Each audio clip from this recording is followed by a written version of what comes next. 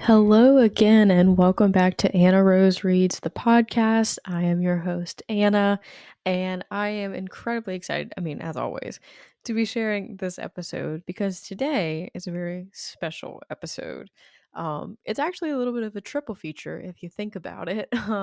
We're getting a little rock and roll, we're going a little punk, we're going a little hardcore today, and we're discussing Truborn Press's Punk Goes Horror Anthology with the editor himself, William Sterling, and two contributors to the anthology and two authors I absolutely adore, Rachel Harrison and Liz Kerin. When I saw this anthology, I just about screamed. The premise is absolutely everything. And then upon reading it, it just absolutely knocked my socks off because not only are we talking about punk music here, we're talking about the very idea of being punk, what it means to be punk. And to get to see these stories explore what that means in such creative ways and fun ways and gross and nasty ways that the horror genre lets us do, it's just such an absolute delight. And getting to talk to William about his whole entire idea behind the anthology, the editing process, his idea behind the stories that he selected, and then getting to talk to Rachel and Liz and how they approached their stories, how they wrote them, what songs they looked to, where they found punk inspiration. It's just an absolute delight. So, as always, I hope that you all enjoyed this conversation just even half as much as I did because I am just over the moon that I get to do this. Yeah, so let's smash some guitars, let's crank up the amps, and hope that the microphone feedback isn't too bad.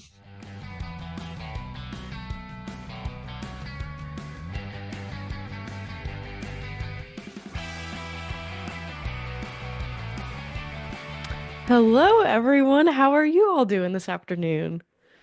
Hi, Anna. Thanks for having us.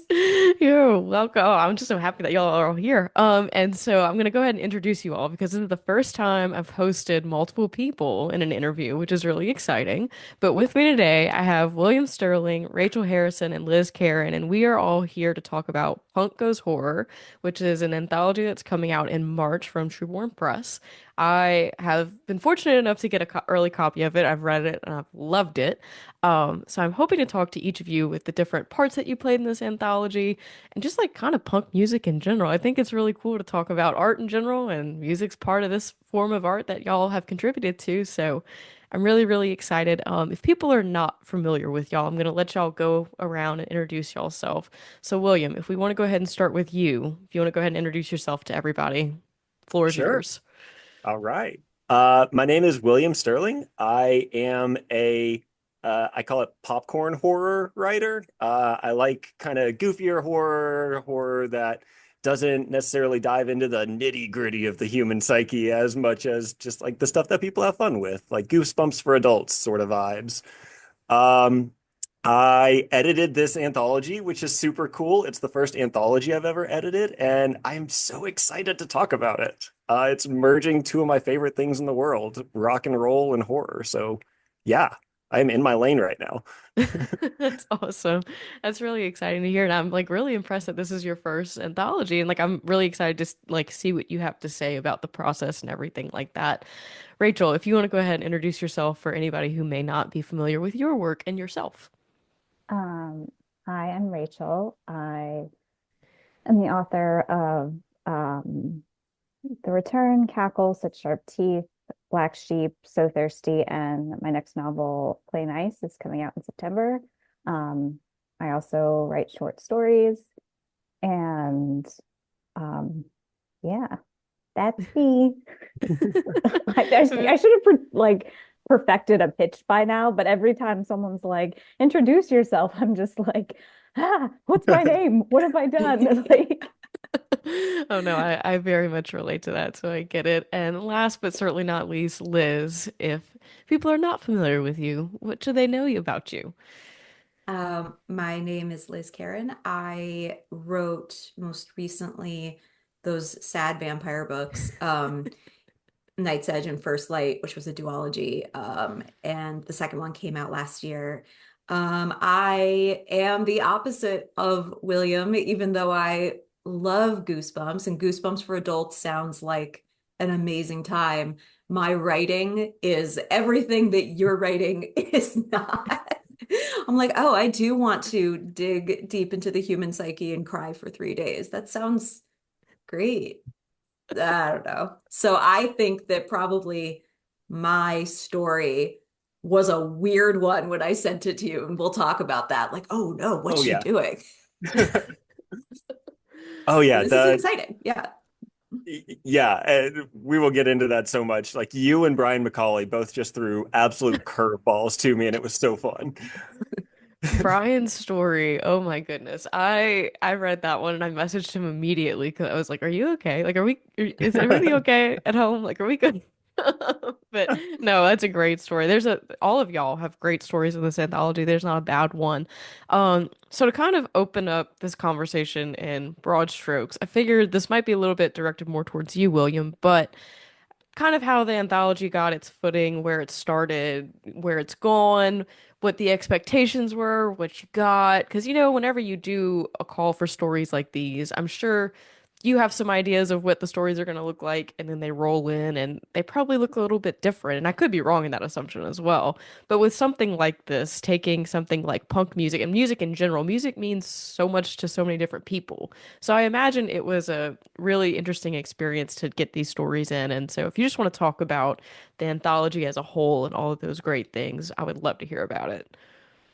Sure. This'll hopefully be my one long monologue here. But the anthology idea kind of started with I've got to give credit to Patrick Barb. He is publishing a anthology of Neutral Milk Hotel inspired songs through Hungry Shadow Press. And I saw that. I'm not a huge Neutral Milk Hotel fan myself, but I loved that concept of playing with established songs, playing with established vibes and themes, and putting our own spin on it in a horror way. Um, I'm a huge My Chemical Romance fan.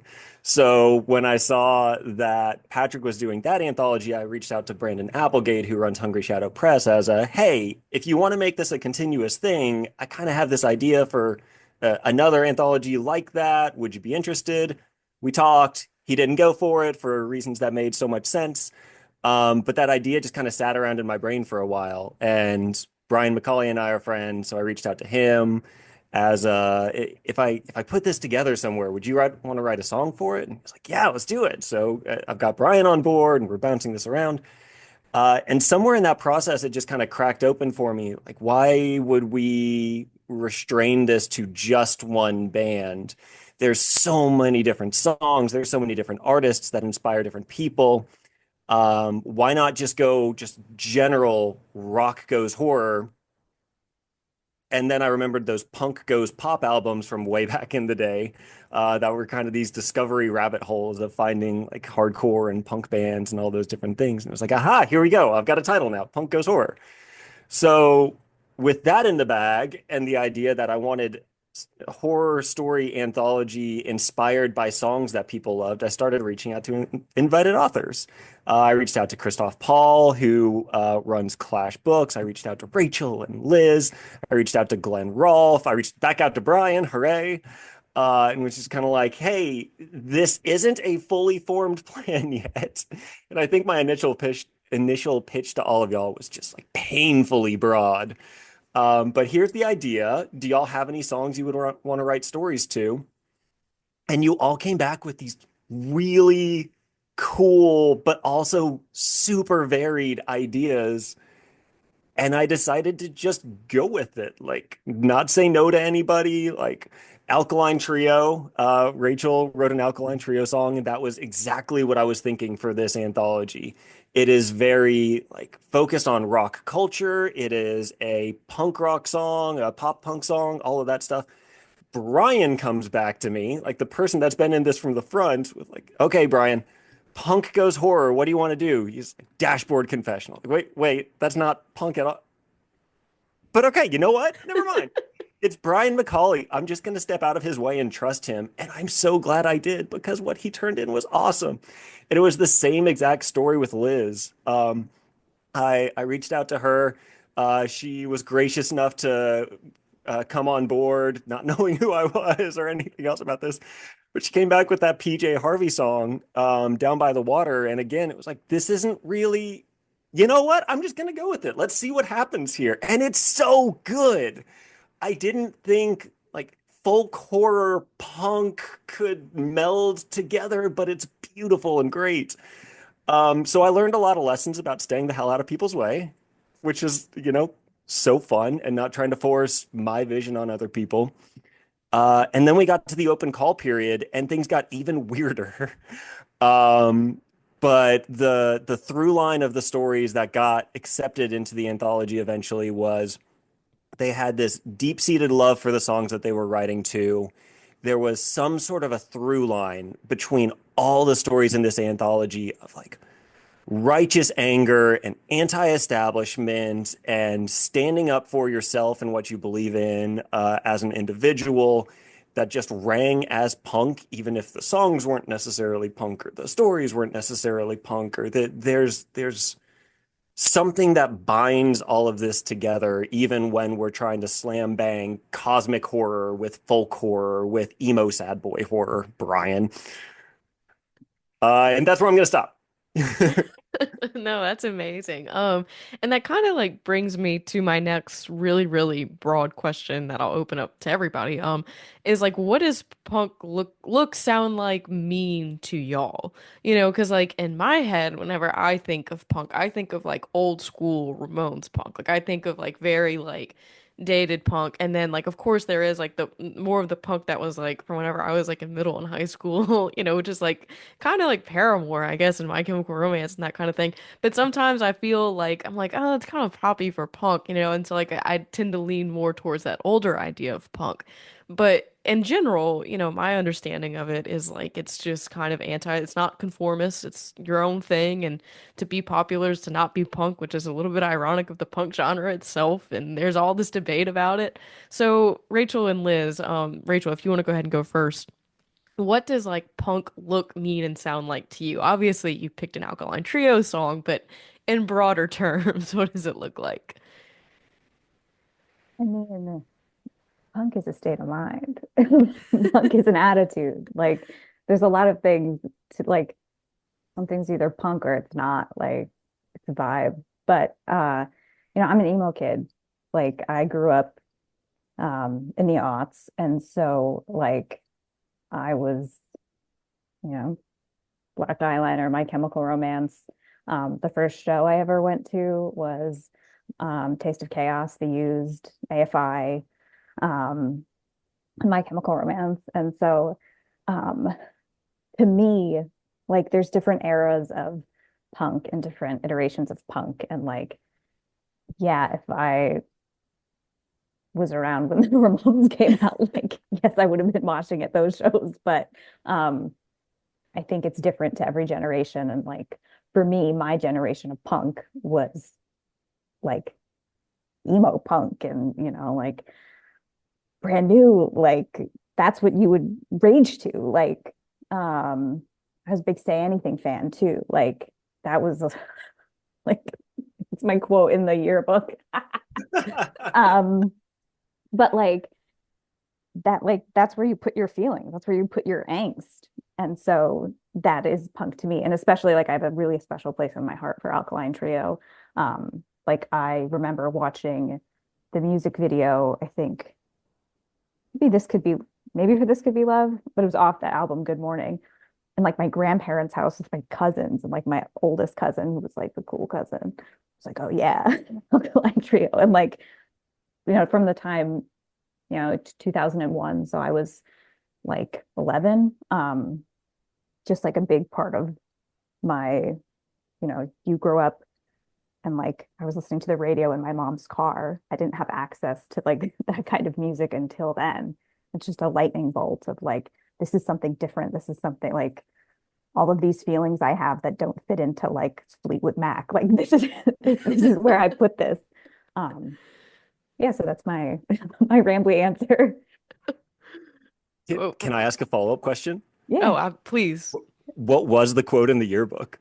Was it the drawing I'm infinity? No, I'm still the optimist, though it is hard when all you want to be is in a dream. Yes. I I love am it. giving you the deep cuts, the embarrassing shit. You heard it That's what all we're here here for. first, folks. This is like Yeah. exclusive material. Don't look Liz. up my yearbook. Oh, well, I Well, mean, now that you say so, I mean, like, I was about I to Oh, wasn't say, going to, but now you planted the idea. oh God. yeah. Hmm. Okay, so Um, Liz, what does punk look like to you, or sound like, or so mean to you?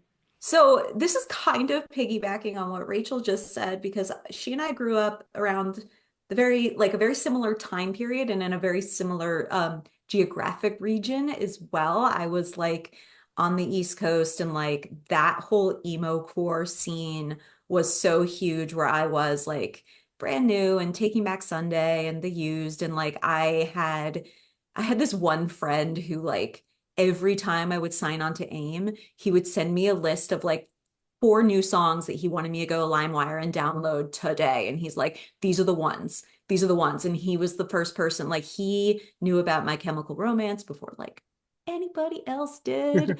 Um, it was so that was like my window into that world. And it immediately became clear to me that like, oh, having a raging sea of emotions is punk now. So this is good. This is for me. Um, so like emo core or whatever you want to call it, like that early aughts anger. You know, when they would just find the most devastating ways to explain something that was in my 16-year-old brain.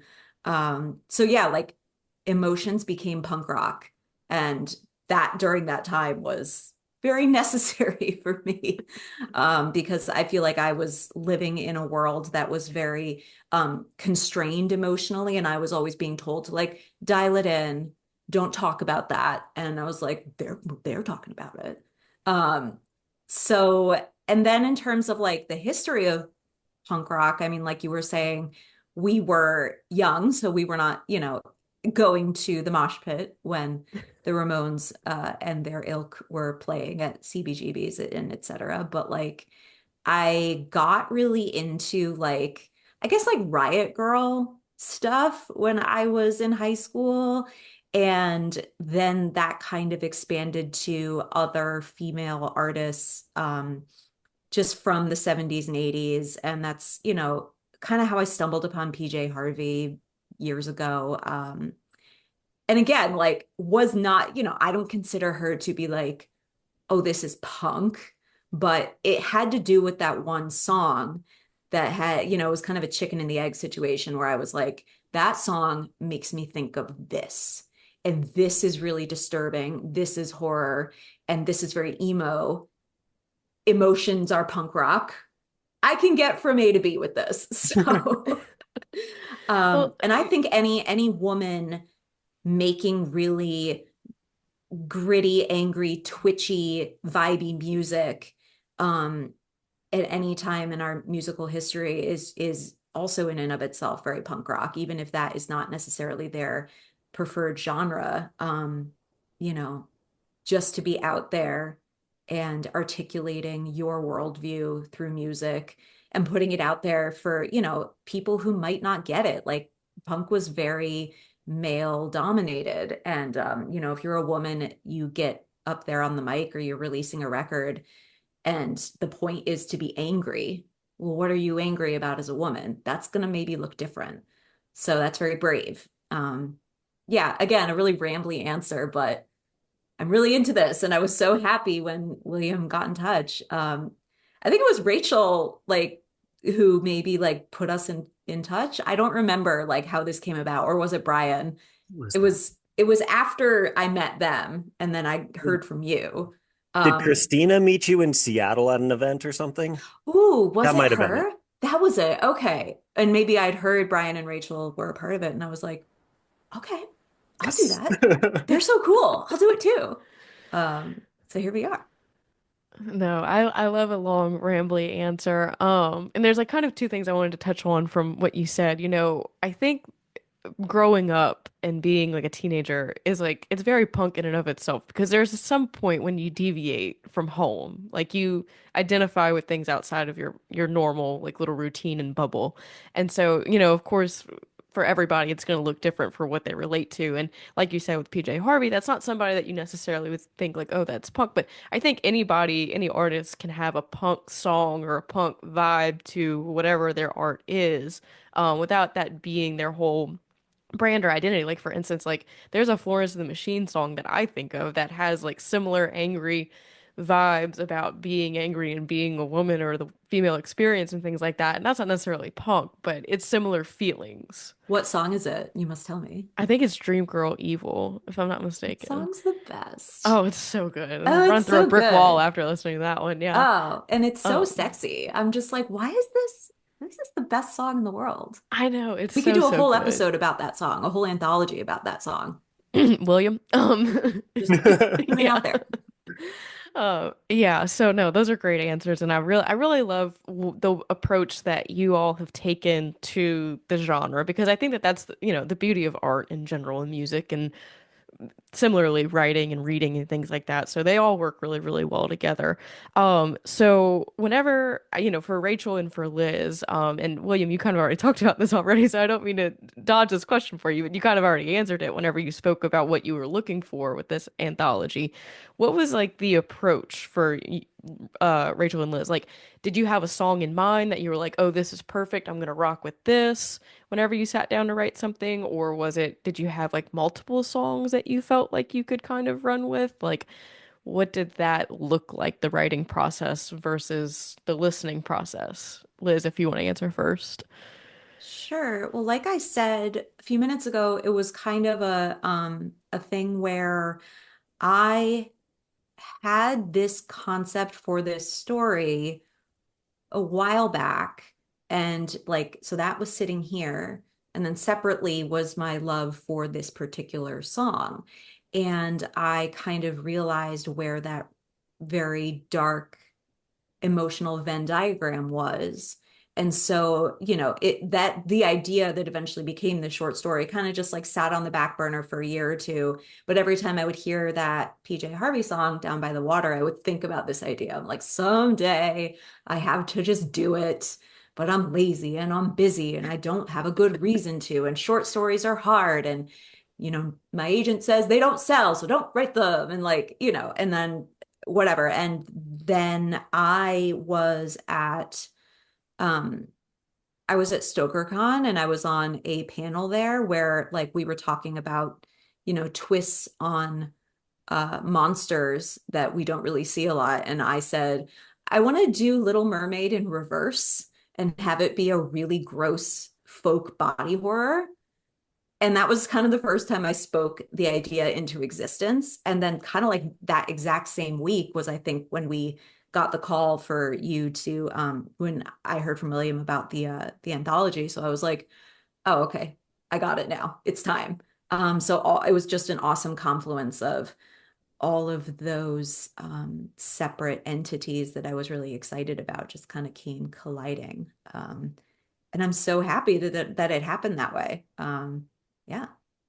Yeah, it's awesome whenever stuff like that works out. And like sometimes you listen to a song, like there's a story there. And so I figure, us all being the people that we are and artsy inclined as we are, that it would be something maybe like that where you had thought about it before. But Rachel, what was your approach to this topic prompt, whatever you want to call it? Well, first, let me say I saw Liz on that panel at StokerCon. So imagine my delight when I started reading this story this morning and was like, this is it. That's um, wonderful. but when William reached out to me, he said, can you pick a band? Like, you don't need to tell me the song, you don't need to tell me what the story's about, but like, can you claim a band? Because I'm going to go out to other people, and like, I need to tell them what's available and what's not available.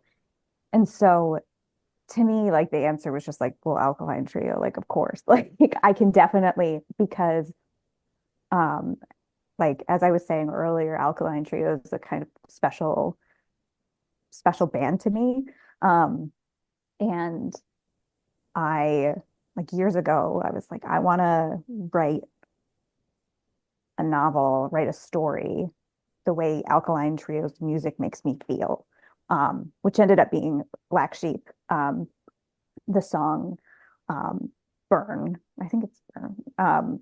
Like that, I would listen to that on repeat while I was working on Black Sheep. And then kind of from there, like, I kind of have an Alkaline Trio song for every novel since then that I'm like working on. Like, so it was just very easy. Like, their songs are like morbid. And so I knew I could find something. And so I immediately said, dibs, Alkaline Trio. Sorry, the rest of you suckers. Like, I got him. And from there, I remember like thinking like a bit, I like think I gave you a few songs where I was like, maybe this, I think they were all off of Good Morning, because that was my introduction to them. Like that was the first album of theirs I listened to. Which I was probably like, I was very young and I was like, yes, like 11, 12 years old. Like, Book of Matches, Can of Kerosene. But I remember like listening to the lyrics and thinking um, like we've had enough, this could be love. Like I was kind of torn between the two. And then I was thinking about like like the idea of a snuff film came into my head at some point. And that's kind of where the story came together. Usually I don't say yes to anthologies until like I have a strong idea for a story, or even like a few times like the Fear of Clowns anthology I did. I was like, give me a weekend and I'll get back to you. And then I like wrote a draft of the story just to make sure I had something before I say yes, because I don't want to say yes to something and then sit down to work and just be like, I got nothing. But this one, I was like, I think I like, I'm pretty sure I can turn something out. And so I had that idea. And then I sort of just like really doubled down on the theme. Like, I wanted it to feel, to capture how it feels to listen to that song, which is kind of like grimy. Like, it's kind of like a, ooh, like you turn it on and you just feel like I don't know, it's just very visceral. And also I kind of wanted to like if I'm gonna write a punk story, I want it to be true to the my experience of that music and how it made me feel. And so like it's set in Jersey and like it's like there's the Pine Barrens. So it has those kind of like to me being a teenager was reading Weird New Jersey and listening to Alkaline Trio. So there's like a little bit pieces of me in the story that's mostly mostly fiction. So, That's I'm gonna awesome. No, need you to be real specific about which parts are real and which parts are not with that kind of story. leave that up to interpretation. yeah, not worrisome at all. No, it's a great story, and I'm gonna dive deeper, Rachel and Liz, into each of y'all's stories in a little bit. But there is one question that I do have for all of y'all, and William, this one's gonna be coming to you first since you've been a little quiet. Um, so I'm sure there were some I don't want to say expectations, but maybe some hopes. We all have our favorite bands or favorite songs. Was there like an idea of like, man, I really hope somebody turns in something for this band, this song, or something even adjacent? Like, did you have any hopes for any kind of one thing going into this anthology? And I'm gonna let everybody answer this, but William, I want you to go first. I I have an answer that sort of answers your question, but not like exactly. I don't know. I'm just gonna say it, and then we Okay. can backtrack. So there were a bunch of bands that I kind of thought this was gonna revolve around. Like, of course, me being the same generation as the rest of y'all, I was kind of thinking like My Chemical Romance, Alkaline Trio, like that generation of stuff, and Blink 182. And we got submissions for those bands, but the stories didn't quite mesh with the other stories that were getting into the anthology in the way that I wanted them to. I don't know. It was weird.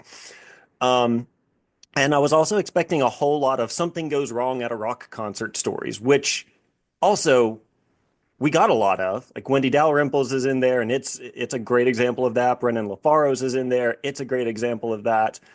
But no, even those stories didn't hit Something Goes Wrong at a Concert exactly the way that I thought that everybody would write these stories to. So as I'm reading through the submissions and going through the editing process with everybody, I kind of had this vision in my mind of like, well, why didn't this story come to me? And I was like, oh, well, I'll just go write it because it's me and this is my story. So I wrote it, sent it to Christina. I was just like, hey, I just had to like brain dump this thing onto a piece of paper. Do we want to do something with it? I don't know. So we released it as a like pre-album single is how we're trying to phrase it, like try to work in all the stuff. It's free on the Truborn Press website. It's called Moving for the Sake of Motion. It's a under oath song where something goes very, very wrong at a concert. And yeah, that's kind of my answer to that question is like, yes, there were stories that I didn't get, and then there were bands that didn't get used, and then I did it. So if you want a taste of what this anthology is gonna offer before you fully dive into it, go on the Trueborn Press website, grab my story for free. Also grab a couple of the other books that are on there. Ross Jeffrey's Metamorphosis just came out. Woo! Anyhow, off my stump though. Oh no, that I love that the marketing idea of like the available single. I love that idea. That's really smart. And so I'm glad that y'all did that. But yeah, no, I mean, like in my head, I really like kind of like you. I was like, oh, this is gonna be very, in my head it was very like grungy, very gritty, and I was really pleasantly surprised to see the different ways that everybody approached it because like it can sometimes anthologies, in my experience, they can just get a little repetitive. Like if they keep traversing the same things. And like even Rachel with yours, even though your story is kind of set within the backdrop of like actual the music, world adjacent, it still is a completely different perspective that I really, really appreciated. So that's really cool. And I'm really glad that everybody was so creative with it. Liz, did you have any like band songs or ideas that you were like, oh, I hope somebody other than yourself comes forward with something? I mean, yeah, oh my gosh, nobody did 70 times 7, did they? Uh-uh. I'm taking back Sunday. Nope. Okay. Well, Nobody touched, even in the open call, nobody oh touched my Taking God. Back Sunday. It was weird. There is some very, very, very just blunt, angry lyrics in that song. I could quote them. Hold on. I want to make sure like I'm not misquoting them. But like that is the one about oh my God. Hold on. You can cut around this if you want as I find it. Okay, yeah. I mean, where it goes like, have another drink and drive yourself home. I hope there's ice on all the roads and you can think of me when you forget your seatbelt again when your head goes through the windshield. And then like that's the chorus that they go out on. So I was like, no one's doing that. Okay. Okay, But but it now wasn't, Liz, can yeah. you write it? Yeah. I mean, listen, oh my God. I think about myself listening to that song when I was like 15 and like thinking about literally like a friend of mine who hooked up with my boyfriend like a week after we broke up. And I was like, this is about her. But I look back, yeah. Oh, it's Man, so teenagers, vicious. It's so fucking angry. it's intense, man. Being a Yeah. teenager's Listen, intense. punk goes Yeah. horror again. And Yeah, Yeah. that's absolutely the story. exactly. Yeah. Anyway, that would be my answer. I wish someone had done that song specifically. I like that. I like that answer. Rachel, did you have any hopes or dreams? I didn't. Hopes or dreams, what are those? This is year 2025. We don't have those.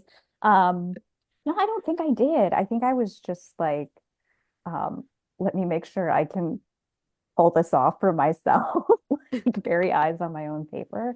But it was so fun to like see the final roster. And I was so happy that Liz did a PJ Harvey song because like I guess if I were to like thinking about it now, I was like, oh, yeah, I could have done like a whole song. Like I like thinking about like just like a woman screaming on a track, or Pussy Riot or something like that. But yeah, uh it was just like really a pleasant surprise. And like it's fun to be like dying in New Brunswick, like see like a Thursday song on there, Brenna Mafaro. So that was really fun. It's just like a pleasant, fun surprise. I just realized I misquoted myself. That song is the brand new song, but Taking Back Sunday has an answer to that song. Yeah, Yeah, yeah, the back and forth the of back and forth. So I got yeah, them mixed up, and that was now you I could have write to out turn that would in be my a card. good that I would have be to a turn good in novel. my aughts emo card now forever. Get it No, it's revoked. okay. We're on we're in our 30s. The memory is not what it was. But No, like I the like that clash between the bands and that like yeah. gossip, like that was fun to be like these dudes hate each other. No, they were like, oh, I mean, yes, right. I mean, we have Drake and Kendrick right now, but we had Yeah. brand new and Taking Back Sunday. I yeah, that would be a fun like novella or novel of like these two indie fans. Oh my God, yeah. And like the two different perspectives and then the songs they Yeah, wrote about each other yeah, and then they kill each other. yeah. Yeah. I think a Yeah, great let's idea let's just write was that. formed as we're speaking. And I'm Which all one do you for want to it. be? That's so uh, fun. no, that's awesome. I love it. No, that's Liz and really I can cool. co-write the novel, and we'll be each be from a perspective, but Right. instead of dudes, it'll be It'll girl be bands, girls. obviously. Yeah. Ooh. That's what I was hoping for. That was what I was picturing in my head as y'all were talking about this. So that's Interesting. ideal. Interesting. Ideal. Interesting. Okay. Okay. I'll happily like beta read that for y'all if y'all need. I'm just saying. I need new projects. Listen, Oh tired of writing man. about vampires. Oof. Same. We've done the Yeah, you, vampires. you, you too. Yeah. Like, that was so 2024. What are we Yeah. doing now? I don't know. I never even put that together really, but I mean it's true. Y'all both had a vampire novel come out last year. Mhm. Yeah, hell of a time. So now I want to get a little bit more specific. So, Liz, I'm going to jump to you. So your story is called, we've talked about it a little bit already, Down by the Water. It's by PJ Harvey. And I made sure that I listened to both of y'all's songs, like I read the story first and then I listened to the song, which I think was really interesting because as I was reading, I had kind of expectations or thoughts about what it would sound like, whether the vibes that I was getting from the story, and for lack of a better word, vibes, but the themes, tones, and all that other good stuff would match the sound, the lyrics, that kind of thing of the song. And I was really surprised by the song from PJ Harvey. It is right off the bat very angry, and it kind of has like a simmering tone to it. Do you want to speak to like the points of inspiration I mean, this is like a stupid broad question, but the It's points of not. inspiration that you pulled from that song to write this story? I mean, clearly it is a very like you said, simmering, angry song from the perspective of a mother. Um, and I think that there is a lot of, to me anyway, when I listen to it, it's a lot of self-loathing that gets directed outwards because there's no place else for it to go. But that grimy anger, to me anyway, is is a lot of it's also the narrator of the song, for lack of a better word, taking it on herself. That almost like she hates herself, and I want to talk about why. Um, and then the very end of it, which is so chilling, where she says, come back here, man, give me my daughter over and over again. You know, that tells me she still, she whatever she lost, she still cares deeply, but she knows she can never get it back. So to me, I don't know. To me, the whole song felt like nasty self-loathing that had to do with motherhood and specifically mothers and daughters. So, I mean, obviously that's also been of a piece with everything I wrote in 23 and 24 anyway. So I feel like it's a nice cap on all of that. Yeah, I don't know what screamed body horror and mermaids and body dysmorphia to me. I don't really, I wish I had an answer. That's just one of those like stupid alchemical things that happens in the brain where I have these, you have images and then you hear some, a piece of music and they make a soup and, you know, sometimes it's a good soup. And This is a sometimes it's a very good really soup. Yeah. disgusting soup on a bathroom floor, right? It's a real gross soup. I'm like, it's great. Yeah. And you're like, it's disgusting. And I'm like, gross I soup. love I love love love body horror, and I think that like in the last couple of books I wrote, like I did get to explore some of that in my duology for sure. There were some really really gross sequences, but like to really really get to the heart of why I love body horror, it has to do with the female body specifically. It has to do with the self-loathing of the female body specifically, and the things we put ourselves through, and the things that generationally we are expected to put ourselves through. So that to me was what this story was about, is a mother who has certain expectations of in this society, in this very, fictional folklore society, what a daughter should do and what she should look like and how she should act. And if she doesn't fit into that mold, what do you do? And the mother thinks she's being kind to her daughter by saying like, well, you're not made for a good life. You can't get off this island. You can't have everything you want because you're not pretty. You're not feminine. You are not all the things that you should be, but I'm going to protect you and I'm just going to tell you how it is and I'll give you a different life. And the girl's like, well, what if I want that? What if I want to be beautiful? I don't like that what you're implying. Like, you're telling me that I can't do anything because I'm not beautiful. Um, and what a terrible implication that is, a parent who thinks they're protecting their kid from heartbreak and disappointment, when really what they're saying to them as a young child is extremely heartbreaking. I don't know. So all that went in the soup. And here's your disgusting soup. The We delicious, need disgusting soup. to, yeah, we need t-shirts that say I love delicious disgusting soup now. Good soup. Good soup. Yeah. No. And that was something that I really got from your story too. And like to me what resounded was the idea of choice, like having a say and like the lack of maybe having a say, whenever you're a parent and you're trying to guide your child and then whenever you revoke that choice where that leads up. And so it was really interesting to hear the song too. And you said like I'm not sure where the mermaid thing came in.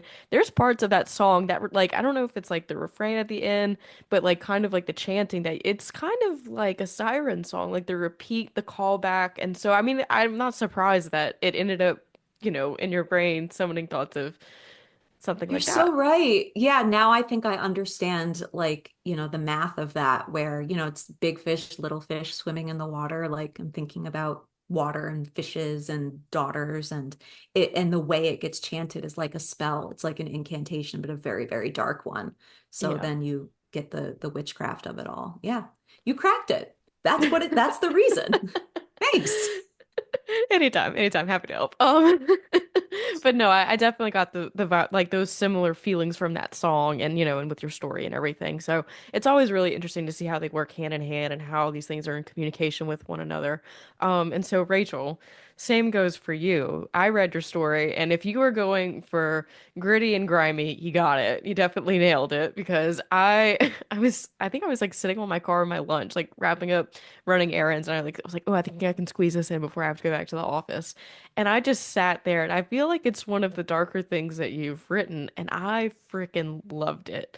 And then I listened to the song, and I was expecting a lot more screaming, honestly. But it's a pretty even on the vocals. It's a pretty even keel song until the end, and I was really, really surprised. Like the instrumentation of it is like very angry. So like, what did you look for in that song that like spoke to you whenever you wrote this story?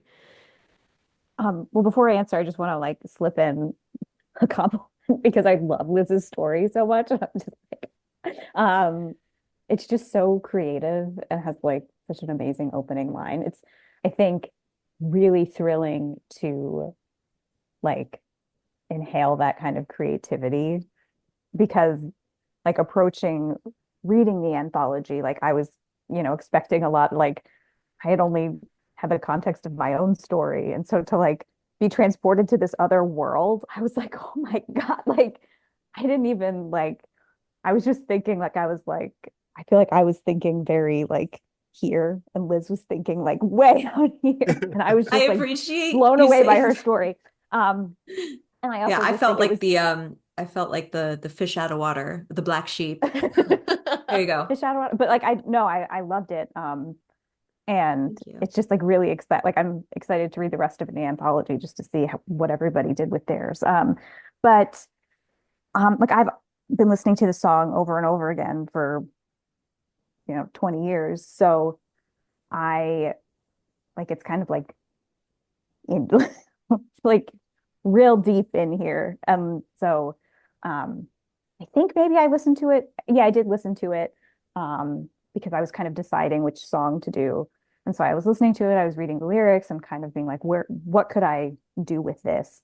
Um, and I wanted it to be like again, I'm like took the theme very literally. It's a punk anthology. So like I'm gonna set it in like a punk scene and it's gonna be like um, Jersey punk and you know, I had the idea to do like the child of a punk rocker and um because I am not a musician, not a punk rock star. So I was like, I don't want it to be me. Like I don't want to like have the protagonist have knowledge that I don't have because then I'm gonna have to do all sorts of research. And if it's inauthentic, then that'll stress me out and whatever. So um like rock star adjacent and this idea of um like sins of the father, like we talked about. Um and just thinking a lot about because when I was growing up, like we all had crushes on these emo guys who were like in their early 20s and um what's the lead singer of Taking Back Sunday? Adam, he was very dreamy. But like we all had like or like I remember like, everybody when we went to see My Chemical Romance, like, well, I like Mikey and like I like, we're teenage girls. So like, It was but now, Adam Lazara is who you're yeah, thinking of. Yeah. the hair. It's yeah, but you're thinking I feel like lately Yeah, you my have this, side you bangs I'm have the kind of doing swoop. yeah, I'm doing a bit of a swoop for you today. Anyway, but yes, that was That such a like those, thing. but like I was like so into all of those guys. And like I think also like I was a huge Say Anything fan. And like I followed Max Bemis into adulthood and like um, this is a little dark, but like he married Sherry Dupree, who was in Isley, who I was a big fan of, and like now they have like a bunch of kids, and like their life seems a little messy, and like you follow the like Reddit board, and like it's kind of dark, and like you see these like these guys that we would be like, ooh, and like to be fair, I think the My Chemical Romance guys all turned out fine, but like you see this kind of lifestyle that you like idolized and where did they all kind of end up and um like I love blank but like you see those guys and like they all ended up in very different places like Tom's talking about UFOs and like Travis is like on the Kardashians like what happened and thinking a lot about these generation of like the guys that like I grew up being like those are the like rock stars and where they ended up and why and like how it's cool when you're in your teens and 20s to like be a badass and drink and smoke cigarettes and you know do drugs but like where does that lead you and like what what is that path like what's the dark side of that path because there's like the glamorous cool side of it but like there's another side to that coin and so I was thinking a lot about that and sort of like what would happen? Like what's the, those guys grow up or they don't grow up, and um that kind of relation. And then like I was very, again, just type A Virgo. I'm like, this was my homework assignment. These are the lyrics. And like, how can I like check, check, check, check, like, you know, cut off my fingers. Okay. Like, so that was a lot of the construction of the story was me trying to like fit that stuff in. Yeah. To be fair, y'all both, but in both of y'all stories, there was parts that like I listened to the song and I was like, oh, that was where that came from. Like I Yeah. like I definitely recognize that. So it's very cool. But no, on the whole, I mean, I love both of y'all stories. I I love every story that was in this anthology. And on like in big picture, seeing again, everybody's approach was just really, really cool. And it shouldn't be surprising because like I said before, music means so much to everybody and many different things. So you would imagine that the written iteration of that would reflect those things as well. But yeah, love both of y'all stories very much. So we're kind of moving towards the top of the hour here, and I kind of want to start wrapping things up, but I want to give y'all a chance to like plug whatever is going on for y'all in the year, whatever's coming up. William, if you're a part of like any other projects or anything like that, if you want to go ahead and shout those out, what do you have going on for the rest of 2025? I actually don't. This is going to be such a quiet year for me. It's great. I get to actually focus on this for a while, so hooray for me. I've got some stuff on the back burner for 2026. They're not in like talking form yet, but yeah, punk goes horror for me. I get to be quick this time. I love it. Liz, what do you have planned for the rest of the year? Anything coming up? Um, yeah, but similarly, it's like it's not in talking form yet. I'm thinking like this will come out this episode like on pub day for this. Yeah. So there might be news about another thing that will be knowledge by then. But all I can really say is like I'm really excited because some of my back catalog is being re-released, and if you liked the vibe of the Down by the Water story, a little bit of like folk body horror, there's more where that came from. And I really hope that by the time this airs, I just sound stupid and vague, and we know what I'm talking about. But I'm super excited. And then also on March 11th, the same day this comes out, the paperback for First Light also comes out. So it's a double pub day. It's very cool. Sweet. Yeah. Very, very exciting. And I'm very excited to hear that there may or may not be some news about similar vibes related to this story in this anthology. Rachel, I know that you mentioned that you have your novel Play Nice coming out this year, but anything else that's on your radar for 2025? Liz failed to mention this novel we're now co-writing. No, I'm kidding. I mean, Uh, I got free time. I'm not on maternity leave anymore. um, yeah, so Play Nice comes out September 9th. And if you like complicated relationships with parents, and if you're like, oh, Rachel is going a little dark, I would say I've always been this way. And say Play Nice is probably my scariest since the return. So if you'd like to be brightened this September, give it a pre-order. I'll love you forever. I'm really excited for Punk Goes Horror to come out on March 11th. Have we talked about that yet? And yeah, I also should have an announcement that's posted by the time this comes out. So yeah, but I'm I'm so busy. I losing it. But it's good, right? It's good. Yeah, it's good. It's fun. We're having a good time. Oh no, I get it. I get it. But no, that's a very exciting year still. I'm very excited for Play Nice.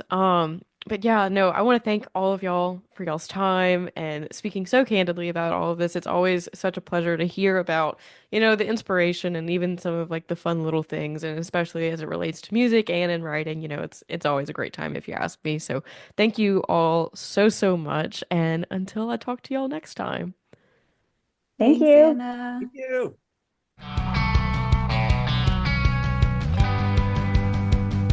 All right, folks. I mean, I hope that you all have a good chiropractor on speed dial because that was a headbanging good time. I'm sorry, I can't. That joke is terrible. That's awful. Okay, sorry, I can't help myself. Anyway, jokes aside, that was an incredible conversation that I got to have with William and Rachel and Liz. I cannot thank them enough for their time and expertise on writing short fiction that goes with punk horror. I mean, we all have heard a song and thought, hey, there might be a story there, but to hear some of the method behind that madness is such a cool thing. And I cannot thank them enough once again for their time, kindness, and as always, expertise. Um, if you are looking to read Punk Goes Horror from Truborn Press, I believe that there are some copies still available through their website. I do know that they sold out once, so you may want to go ahead and hurry up and click that add to cart button sooner rather than later. It is on shelves now as of today, which is March 11th. There are some really incredible stories in there from Brian McCauley and Wendy Dalrymple and just so many other incredible authors. Of course, Liz's and Rachel's are great stories, but there is a wealth of other kinds of stories in that anthology that I urge you to absolutely pick up and read. And moving forward in the next couple weeks, I've got a couple interviews lined up. I don't know exactly quite the order yet in which a few of these will come out, so stay tuned. I'll announce those within the coming weeks. But yeah, it's been incredibly busy here on this side of the podcast. I am a one woman show, so it is taking a bit of my time, but I am just so fortunate and thankful that I'm able to have these conversations to share them with you all. And once again, just thank you so much, everybody, for listening. If you want to go ahead and share this podcast on social media, anywhere that spread your good horror news, I would be forever thankful. So that way we can get this kind of content in people's ears. Although I hate that word content because it's more than that. But anyway, I digress. So yeah, I hope that you all enjoyed this episode. Stay tuned for next week's. I believe it may just be Erica T. Worth on The Haunting of Room 904, if I have my schedule correct, but stay tuned to find out. And until next time, bye, you guys.